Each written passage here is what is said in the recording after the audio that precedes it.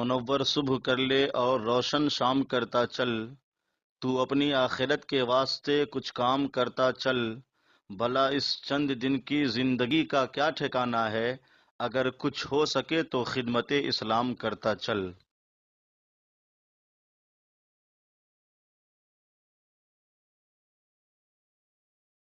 سورہ انعام کی آیت نمبر 21، سورۃ الانعام کا تیسرا رکوع اور 7ویں پارے کا 9واں رکوع۔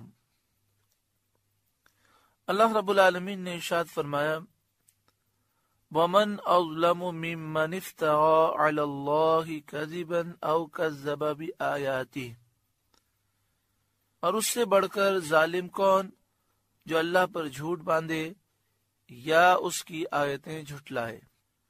یعنی پوری کائنات میں سب سے بڑا ظالم وہ شخص ہے جو اللہ پر جھوٹ باندھے، اور اسی طرح وہ سب سے بڑا ظالم ہے جو اللہ کی آیتوں کو جھٹلا دے۔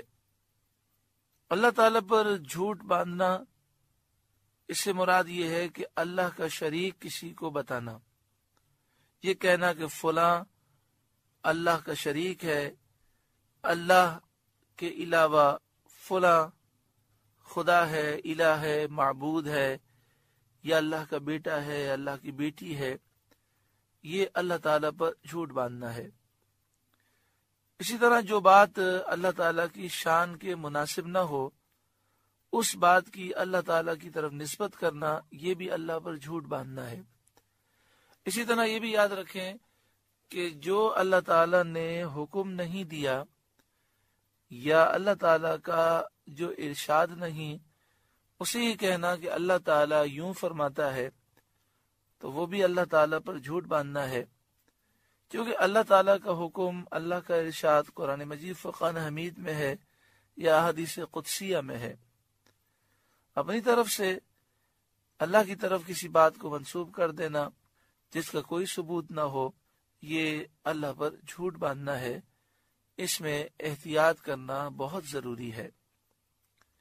یہاں پر یہ بات بھی ضمناً سماعت کر لیں کہ آج میسج کا دور ہے، موبائل کا دور ہے۔ ایک میسج اگر کرنا چاہیں تو ایک ساتھ ہزاروں سینکڑوں لوگوں تک پہنچ جاتا ہے، اور لوگ یہ سمجھتے ہیں کہ یہ بڑی آسانی سے ہم نیکی حاصل کر لیں گے، اس لیے کوئی بھی میسج آتا ہے تو بغیر میسج کو پڑھے، بغیر اس کی تصدیق کیے وہ آگے فارورڈ کر دیتے ہیں۔ بس اوقات تو ایسے بھی لوگ ہیں کہ وہ میسج کو پڑھتے بھی نہیں ہیں، ایسے ہی آگے فارورڈ کر دیتے ہیں۔ تو کم از کم انسان یہ تو کرے کہ میسج فارورڈ کرنے سے پہلے، کوئی ویڈیو آگے فارورڈ کرنے سے پہلے خود تو سن لے، خود تو دیکھ لے۔ کہیں ایسا تو نہیں کہ اس میں کوئی غلط بات ہو، نامحرم عورتوں کی تصاویر ہوں یا میوزک ہو یا اور کوئی غلط چیز ہو، اور اگر ہم نے آگے فارورڈ کر دیا تو جب تک یہ آگے پھیلتا رہے گا ہمارے لیے گناہ جاریہ ہوگا۔ اور جب حدیث کی بات ہو، قرآن کی بات ہو، کسی بزرگ کے قول کی بات ہو، تو فارورڈ کرنے سے پہلے اس کی تصدیق کرنی چاہیے۔ جو حوالہ دیا گیا ہے اس حوالے میں اصل میں جا کر چیک کر لیں، کہیں ایسا نہ ہو کہ غلط حوالہ دے دیا گیا ہو، غلط منسوب کر دیا گیا ہو اور ہم آگے فارورڈ کر دیں۔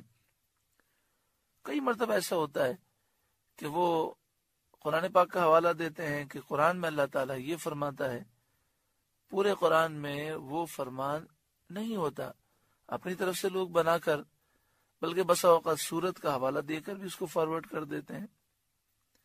اسی طرح بخاری شریف کا حوالہ دیتے ہیں، مسلم شریف کا حوالہ دیتے ہیں، لیکن وہ حدیث اس میں ہوتی نہیں ہے بسا اوقات۔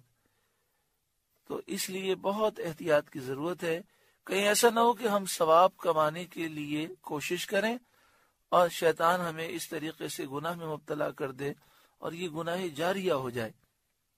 حدیث پاک میں ہے کہ پیارے آقا صلی اللہ علیہ وآلہ وسلم نے ارشاد فرمایا، جو کوئی شخص مجھ پر جان بوجھ کر جھوٹ بولے وہ اپنا ٹھکانہ جہنم میں بنا لے۔ رسول اللہ صلی اللہ علیہ وآلہ وسلم کی طرف بھی جھوٹ منسوب ہو جائے، اگر جان بوجھ کے جھوٹ منسوب کرے تو کتنا بڑا گناہ ہے۔ تو اس لیے اس معاملے میں بہت احتیاط کی ضرورت ہے۔ انہ لا یفلح الظالمون، بے شک ظالم فلاح نہ پائیں گے۔ وَيَوْمَ نَحْشُرُهُمْ جَمِيعًا، اور جس دن ہم سب کو اٹھائیں گے۔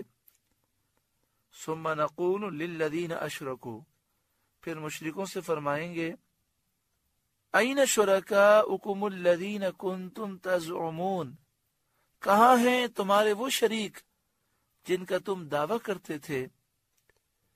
تم کہتے تھے کہ وہ الہ ہیں، اللہ کے شریک ہیں، اللہ کے برابر ہیں، جنہیں تم اللہ کے سوا خدا الہ معبود سمجھتے تھے، وہ کہاں ہیں؟ آج کیوں وہ تمہاری مدد نہیں کرتے؟ ثم لم تکن فتنتهم، پھر ان کی کچھ بناوٹ نہ رہی، یعنی اب انہیں معذرت کرنے کے لیے کوئی بات نہ ملے گی، ان کے پاس کوئی جواب نہ ہوگا۔ الا ان قالوا، مگر یہ کہ وہ بولیں گے واللہ ربنا ما کننا مشرکین، ہمیں اپنے رب اللہ کی قسم کہ ہم مشرک نہ تھے۔ جب اللہ تعالیٰ کل بروز قیامت ان سے فرمائے گا مشرکوں سے تمہارے جھوٹے خدا کہاں ہیں، کیوں تمہیں نہیں بچاتے، تو ان کے پاس اب اس کا کوئی جواب نہ ہوگا۔ یہ جان چھڑانے کے لیے ایک ہی راستہ سمجھیں گے، وہ کہیں گے آج ہم انکار کر دیتے ہیں، اور وہ اللہ کی قسم کھا کر کہیں گے ہم نے شرک کیا ہی نہیں ہے۔ انظر کیف کذبوا علی انفسہم، دیکھو کیسا جھوٹ باندھا خود اپنے اوپر، کہ ساری زندگی شرک کرتے رہے اور کل بروز قیامت شرک ہی سے مکر جائیں گے۔ وَضَلَّ عَنْهُمْ مَا كَانُوا يَفْتَرُونَ، اور گم گئیں ان سے جو باتیں بناتے تھے۔ اللہ تبارک و تعالی کل بروز قیامت جب ان سے یہ فرمائے گا تو وہ کہیں گے کہ ہم نے تو شرک کیا ہی نہیں۔ تو فرمایا یہ بات بہت قابل غور ہے کہ اس وقت وہ اپنے اوپر جھوٹ باندھیں گے، اور جو انہوں نے باتیں بنائی ہوں گی کہ ہمارے یہ بت ہیں، اللہ کے مقابلے میں کھڑے ہو جائیں گے۔ اول تو قیامت کا وجود ہی وہ نہیں مانتے تھے، اور کہتے تھے اگر وجود ہوگا بھی تو ہمارے بت اللہ سے لڑ کر جھگڑ کر ہمیں بچا لیں گے۔ تو ساری باتیں ان کی برباد ہو گئیں، گم ہو گئیں، کوئی بات بھی انہیں کام نہ آئی۔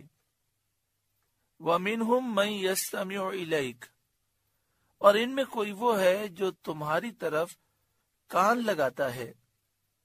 اے محبوب، بعض وہ ہیں جو آپ کی طرف کان لگا کر آپ کی بات سنتے ہیں، جیسے حضرت ابو سفیان رضی اللہ تعالیٰ عنہ جو اس وقت ایمان نہیں لائے تھے، ولید بن مغیرہ، نضر اور ابو جہل وغیرہ جمع ہو کر نبی اکرم صلی اللہ علیہ وآلہ وسلم کی تلاوت قرآن پاک سننے لگے۔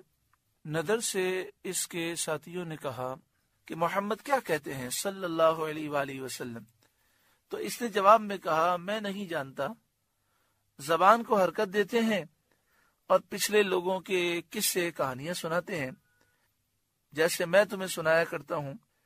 یہ نضر بن حارث وہ شخص ہے کہ جب یہ شام اور دیگر ملکوں میں گیا تو قصے کہانیوں کی کتابیں لے کر آیا، اور یہ قصے کہانیاں پھر لوگوں کو سناتا تھا، اور کہتا تھا جس طرح میں تمہیں سناتا ہوں اس طرح یہ بھی قصے کہانیاں سناتے ہیں۔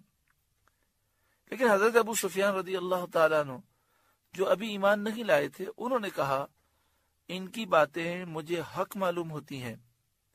ابو جہل نے کہا کہ اس کا اقرار کرنے سے مر جانا بہتر ہے۔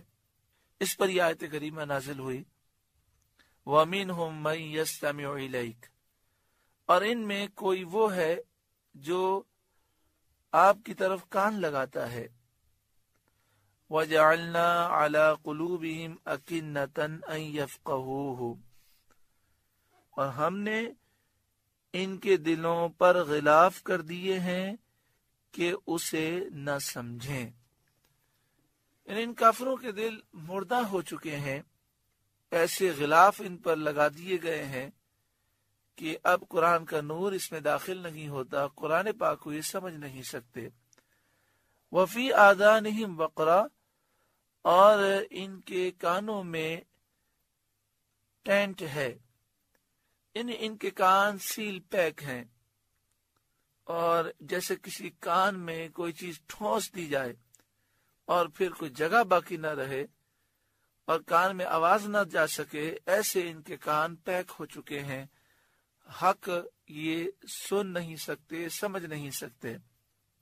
وَإِن يَرَوْا كُلَّ آيَةٍ لَا يُؤْمِنُوا بِهَا، اور اگر ساری نشانیاں دیکھیں تو ان پر ایمان نہ لائیں گے۔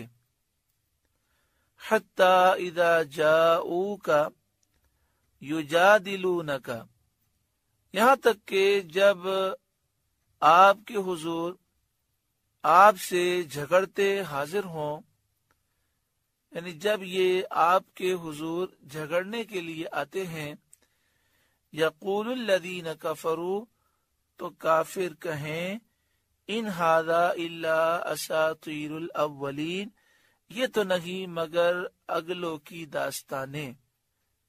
یعنی جب یہ آپ کے سامنے آتے ہیں اور جھگڑتے ہیں تو یہ کہتے ہیں کہ یہ تو آپ پرانے زمانے کے قصے کہانیاں سناتے ہیں۔ یہ انکار کرتے ہیں کہ یہ کلام پاک اللہ تعالیٰ کی وحی نہیں ہے، بلکہ آپ نے خود یہ قصے کہانیاں بنا لیے ہیں۔ وَهُمْ يَنْهَوْنَ عَنْهُ وَيَنْأَوْنَ عَنْهُ، اور وہ اس سے روکتے اور اس سے دور بھاگتے ہیں۔ یعنی مشرکین لوگوں کو قرآن پاک سے روکتے ہیں، رسول کریم صلی اللہ علیہ وآلہ وسلم سے روکتے ہیں، اور آپ صلی اللہ علیہ وآلہ وسلم پر ایمان لانے سے اور آپ کا اتباع کرنے سے روکتے ہیں۔ شان نزول یہ ہے کہ یہ آیت کفار مکہ کے بارے میں نازل ہوئی، جو لوگوں کو سید عالم صلی اللہ علیہ وآلہ وسلم پر ایمان لانے اور آپ کی مجلس میں حاضر ہونے اور قرآن کریم سننے سے روکتے تھے، اور خود بھی دور رہتے تھے کہ کہیں کلام مبارک ان کے دل میں اثر نہ کر جائے۔ خود بھی آپ کی محفل سے دور رہتے کہ کہیں قرآن پاک کی آواز ہمارے کان میں گئی تو کہیں قرآن ہمارے دل پر اثر نہ کر جائے۔ حضرت صدر الافاضل مولانا نعیم الدین مراد آبادی علیہ رحمہ تفسیر خزائن العرفان میں لکھتے ہیں کہ حضرت عبداللہ بن عباس رضی اللہ تعالی عنہما نے فرمایا کہ یہ آیت حضور صلی اللہ علیہ وآلہ وسلم کے چچا ابو طالب کے حق میں نازل ہوئی، جو مشرکین کو تو حضور صلی اللہ علیہ وآلہ وسلم کی ایذا رسانی سے روکتے تھے اور خود ایمان لانے سے بچتے تھے۔ یعنی آپ صلی اللہ علیہ وآلہ وسلم کے چچا ابو طالب مشرکین کو تو اس بات سے روکتے تھے کہ وہ نبی اکرم صلی اللہ علیہ وآلہ وسلم کو تکلیفیں نہ دیں۔ ان مشرکین کو سخت تنبیہ کرتے تھے کہ نبی اکرم صلی اللہ علیہ وآلہ وسلم کو تکلیف نہ دو، لیکن خود ایمان لانے سے بچتے تھے اور ایمان نہیں لاتے تھے۔ تو ایک قول یہ ہے، حضرت عبداللہ بن عباس فرماتے ہیں یہ آیت اس موقع پر نازل ہوئی۔ وَهُمْ يَنْهَوْنَ عَنْهُ، اور وہ اس سے روکتے ہیں، وَيَنْأَوْنَ عَنْهُ، اور اس سے دور بھاگتے ہیں۔ وَإِن يُهْلِكُونَ إِلَّا أَنفُسَهُمْ وَمَا يَشْعُرُونَ، اور ہلاک نہیں کرتے مگر اپنی جانیں اور انہیں شعور نہیں۔ یعنی اس کا نقصان خود انہی کو پہنچتا ہے، یہ ایسی حرکتیں کر کے اپنے آپ کو نقصان دے رہے ہیں اور انہیں اس بات کا شعور نہیں ہے۔ یقیناً جو شخص ایمان نہیں لاتا، کفر اختیار کرتا ہے، یا کوئی شخص ایمان لے آئے مگر گناہوں کو اختیار کرے، تو وہ کسی اور کا نقصان نہیں کرتا، وہ اپنا نقصان کرتا ہے۔ وَلَوْ تَرَىٰ إِذْ وُقِفُوا عَلَى النَّارِ، اور کبھی تم دیکھو جب وہ آگ پر کھڑے کیے جائیں گے، فَقَالُوا يَا لَيْتَنَا نُرَدُّ، تو کہیں گے کاش کسی طرح ہم واپس بھیجے جائیں. وَلَا نُكَذِّبَ بِآيَاتِ رَبِّنَا، اور اپنے رب کی آیتیں نہ جھٹلائیں. وَنَكُونَ مِنَ الْمُؤْمِنِينَ، اور مسلمان ہو جائیں. یعنی جب یہ کافر جہنم کے کنارے کھڑے کیے جائیں گے، اب وہ جہنم کو دیکھیں گے اور یہ دیکھیں گے کہ اب اس سے بچنا ممکن نہیں ہے، تو پھر وہ تمنا کریں گے کہ کاش کسی طرح ہم دنیا میں واپس چلے جائیں. جب ہم دنیا میں جائیں گے تو اب اپنے رب کی آیتوں کو نہیں جھٹلائیں گے، ہم مسلمان ہو جائیں گے، دین پر عمل کرنے والے ہوں گے. لیکن اس وقت یہ تمنائیں انہیں کام نہ آئیں گی. بل بدا لہم ما کانوا یخفون من قبل، بلکہ ان پر کھل گیا جو پہلے چھپاتے تھے. یہاں پہلے چھپاتے تھے، اس سے کیا مراد ہے؟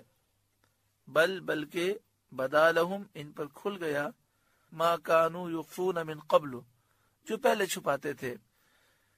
اس سے پہلے اس بات کا ذکر تھا کہ جب اللہ تعالیٰ کل بروز قیامت انہیں جمع فرمائے گا اور فرمائے گا کہ تمہارے جھوٹے خدا کہاں ہیں، تمہیں کیوں نہیں بچاتے، تو ان کو کوئی ہیلا سمجھ میں نہیں آئے گا، کوئی بناوٹ ان کے پاس نہ رہے گی، مگر بس یہ بات کہ یہ کہیں گے واللہ ربنا ما کننا مشرکین، ہمیں اپنے رب اللہ کی قسم کہ ہم مشرک نہ تھے.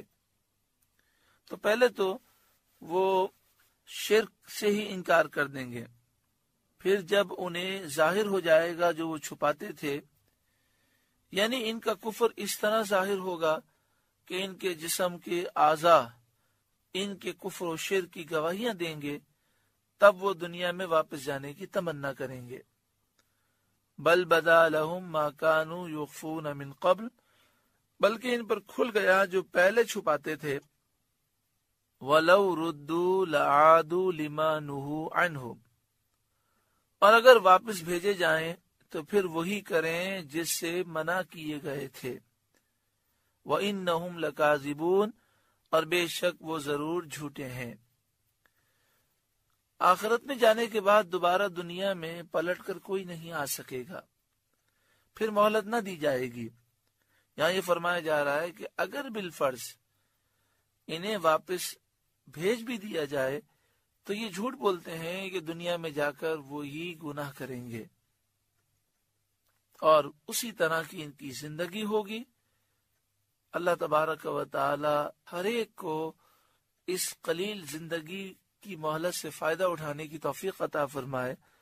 دنیا میں ہم دیکھتے ہیں کہ بس اوقات انسان یہ سوچتا ہے کہ اگر مجھے اس مصیبت سے نجات مل جائے تو اب میں سدھر جاؤں گا.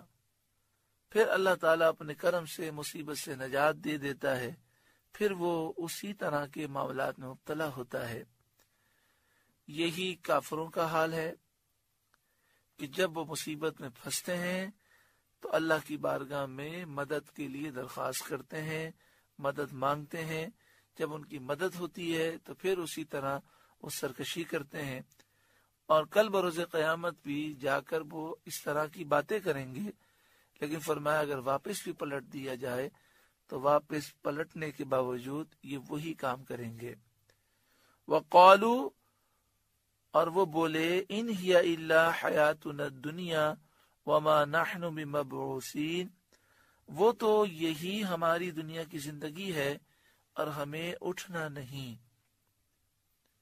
یعنی کافر جو آخرت اور آخرت میں اٹھنے کے منکر ہیں، انہوں نے یہ کہا ان ہی الا حیاتنا الدنیا، وہ تو یہی ہماری دنیا کی زندگی ہے، وما نحن بمبعوثین، ہمیں اٹھنا نہیں.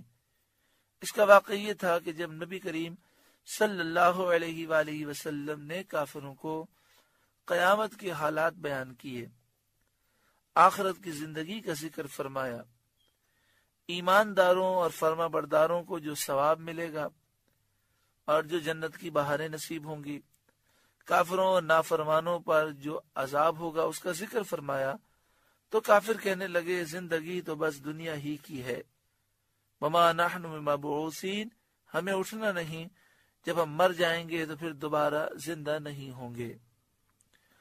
وَلَوْ تَرَىٰ إِذْ وُقِفُوا عَلَىٰ رَبِّهِمْ، اور کبھی تم دیکھو جب اپنے رب کے حضور کھڑے کیے جائیں گے، یعنی وہ وقت جب کل بروز قیامت کفار اللہ کے حضور کھڑے کیے جائیں گے۔ قَالَ أَلَيْسَ هَٰذَا بِالْحَقِّ، اللہ فرمائے گا کیا یہ حق نہیں ہے؟ اب یہاں پر ایک اصول ضابطہ سمجھ لیں۔ لفظ قالا یہ ماضی کا صیغہ ہے، اور قالا کے معنی یوں ہونے چاہیے اللہ نے فرمایا، الیس ھذا بالحق، کیا یہ حق نہیں ہے؟ لیکن اعلی حضرت امام اہل سنت نے اس کا ترجمہ فرمائے گا کیا یہ حق نہیں ہے؟ اور قالو بلا، قالو یہ ماضی کا صیغہ ہے، اس کا لفظی ترجمہ ہوتا ہے انہوں نے کہا، لیکن اعلی حضرت امام اہل سنت نے ترجمہ فرمایا قالو بلا، کہیں گے کیوں نہیں۔